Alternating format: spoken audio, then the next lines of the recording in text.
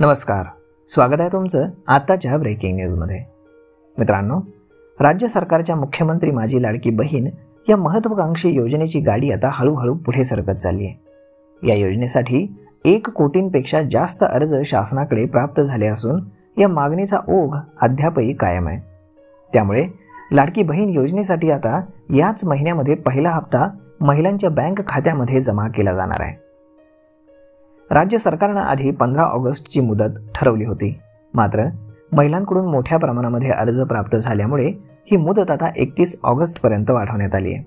त्यामुळे आता लाडक्या बहिणींना अर्ज करण्यासाठी अधिक वेळ मिळणार आहे।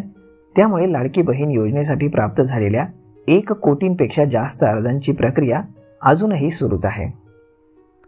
तर मुख्यमंत्री माझी लाडकी बहीण या योजनेचा पहिला हप्ता ज्याची महिला प्रकर्षाने वाट पाहत होत्या तो हप्ता 17 ऑगस्ट रोजी महिलांच्या बँक खात्यामध्ये जमा केला जाणार आहे। याबाबतचा अंतिम शासन निर्णय घेतला गेला असून या दिवशी भव्य कार्यक्रमाद्वारे हे पैसे वितरित केले जाणार आहेत। त्यामुळे रक्षाबंधनापूर्वीच बहिणींना ओवाळणीचा आनंद सरकार देणार आहे। मुख्यमंत्री माझी लाडकी बहीण ही राज्य सरकारची एक महत्त्वाकांक्षी योजना असून या योजनेतून दरमहा लाडक्या बहिणींना 1500 रुपये दिले जाणार आहेत। या योजनेचा लाभ घेण्यासाठी महिलांनी जास्तीत जास्त अर्ज करावेत असं शासनाकडून आवाहन करण्यात आलेलं आहे। तर मग मित्रांनो, अशा पद्धतीनं सरकार आता लाडक्या बहिणींना रक्षाबंधनाच्याच आधी एक भेट देणार आहे।